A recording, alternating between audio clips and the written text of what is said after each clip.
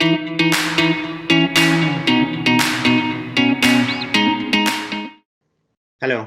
my name is Norbert Newman, and I'm the defense writer for Global Defense Technology. And I'm here talking to iTrinegy's Senior Technical Specialist, Frank Puranik. Hi, Frank. Would you please introduce yourself in a few words? Yes, thanks very much, Norbert. Yes, as Norbert says, I'm a senior technical specialist here at iTrinegy. So what this means is I get actually involved quite a lot deeply in the technical matters with our customers. So I'm great for answering technical questions, and I'm not so good for answering semantic questions. So that's me. Great, thank you. Could you give us some background to the company, such as when and why it was formed? Absolutely. So the company was formed in 2006, so you probably can do the maths on it. We've been around for quite a while now. So the purpose of the company was to look into how applications performed over networks. That confuses some companies who say, oh, so you measure networks. No, we don't measure networks, though we do in part because we're interested in how they perform. But really, it's all about applications. And if you think about it, this is what we all deal with day to day. If you use your mobile phone to make a call, your call is going over a network, and so your concern as the end user is the network is the network at the end of the day, but you like your call to be good, you like the quality to be good, or if you're using an app on that phone. Well, that's not just limited, therefore, to to us in a home. This is communications is at the heart of the defence industry, and really the defence industry wants the same things, which are to know that no matter how the network is performing, that the application will do the best job possible in those circumstances. So that's our interest area in helping people assure their application performance across networks. And to that end, we make some devices that have loosely been called emulators in the past. So what that means is the units that we produce, you can plug equipment into or attach it wirelessly with some adapters, and it will pretend to be and behave like the real network, whatever that is, whether that's kind of your tactical network, or whether that's Satcom's network, or any of those other networks. And I mentioned those networks in particular because those are the ones that concern the military sector and defence of government. Obviously, outside of that, all sorts of networks, including cellular, are important to people. And I mention that also because in these days of the defence sector looking at their devices connecting to the most expedient network at the time, this concept of MANET, then those become important networks as well. Brilliant, thank you. So building up on that one, in a nutshell, how would you describe the activities and capabilities of iTrinegy? Well, going back to, so we've been operating for it's just about now 15 years. There are now around about 700 customers in our portfolio, and we're not specifically defence and government sector. But if I was to tell you that that represents over 50% of the customers that we have, I think it really shows you that we're very focused there. And the reason for that focus is that that communications matters to that sector, perhaps in a way that it doesn't matter quite as much in the commercial sector. So in the commercial sector, if something doesn't work out, it may be an inconvenience, it may lose money, it may also cause you to get a poorer reputation, and all of that's very obvious these days because you get scored down on things, less 4 stars instead of 5 stars and things like that. But in the military, there's very, very much more at stake than that. Lives can be at stake.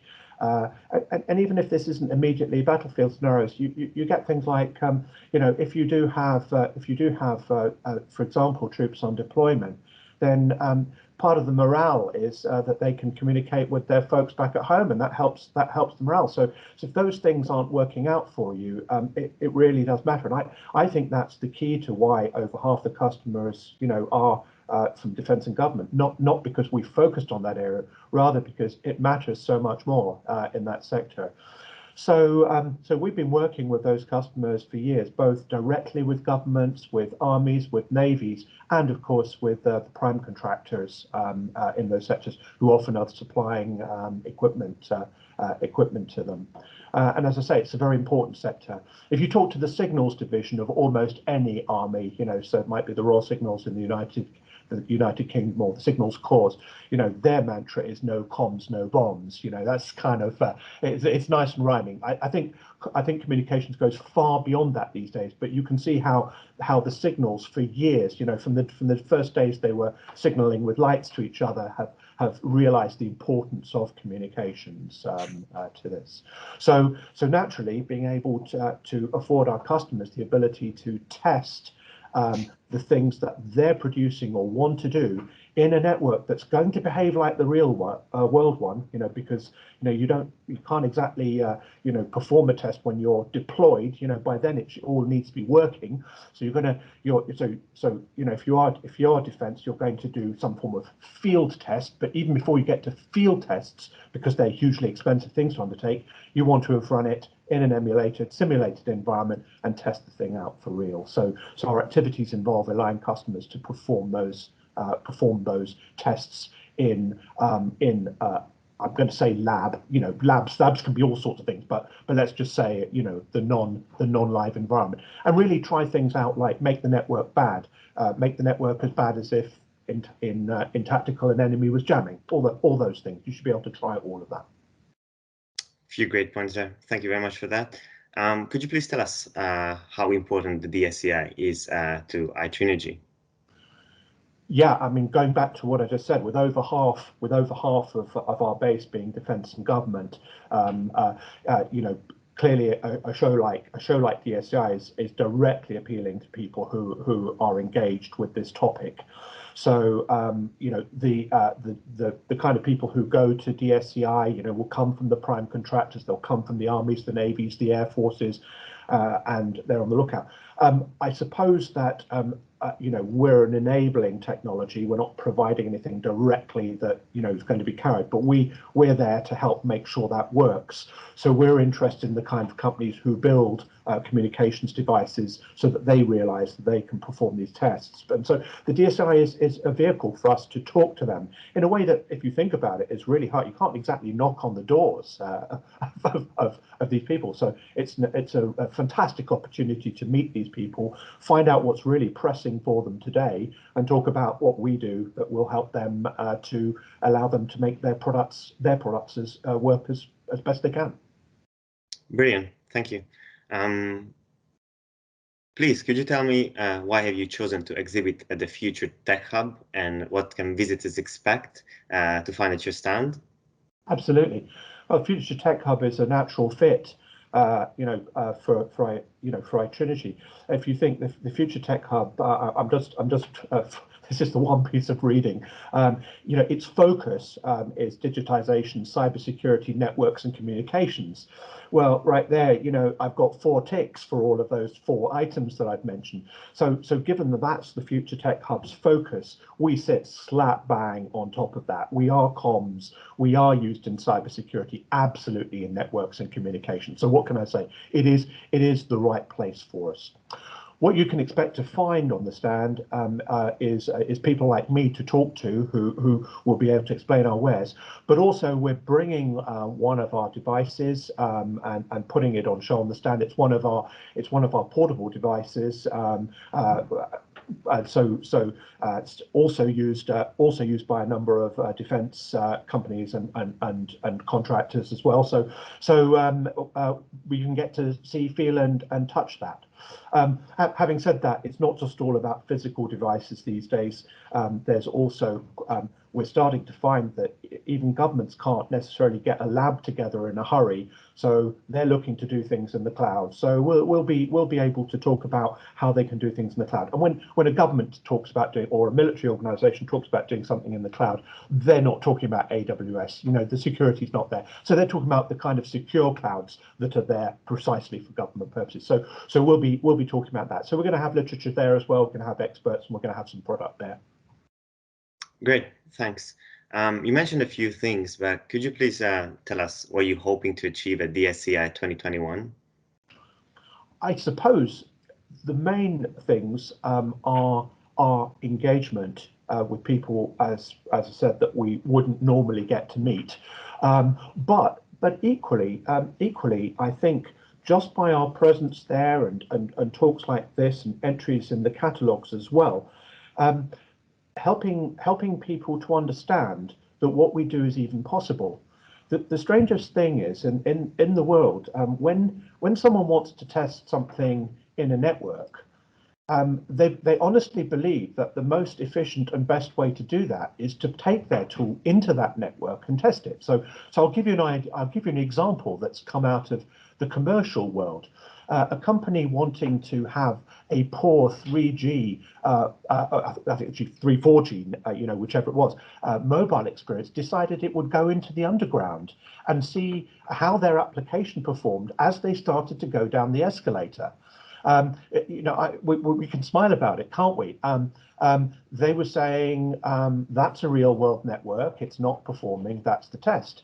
But the problem with that is that, first of all, this is really hard to do. So let's take that one stage further and say, okay, so suppose that the person doing that test finds there's a problem and a bug, and they want to talk to their developers about it and say, could you fix this bug?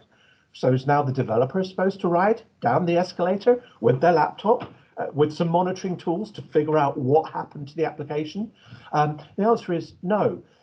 So even though it seems like testing in a real network is the best way of doing this, in fact, your emulated network, which is a live simulation, actually is far better, because if we stress the application by making it have a poor 3G experience, and that proves to be a problem, it can then be handed back to the developers. They can be directly shown using the same test bed that was used by the testers and say, look, here it is, here's the problem. And if they say, yeah, we fixed it, the tester can also perform exactly the same test in the same conditions. Very hard to do, in random places. I mean, seriously, we've had people go down escalators, ride on buses, even go into elevators because they know as the door closed, you've got steel box around you, so the comms is worse. But it's not. It makes no sense in terms of debugging.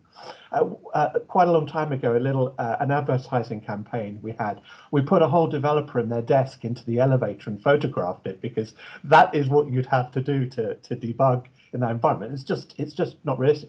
So lots of industries know this. The very advanced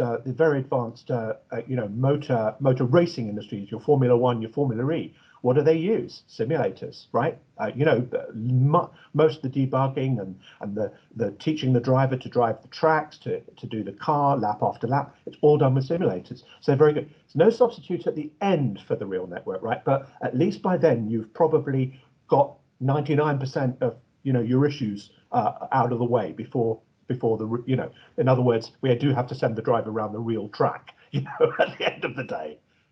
Okay, thank you. That will be all in terms of my questions. Is there anything else you'd like to add or comment on? Well, thanks very much for asking. Yeah, we're not ones hugely to blow our own trumpet, but in this case, I think it's worthwhile. So this year, it was very nice that iTrinegy was recognised by the government and awarded the Queen's Award for International Trade 2021.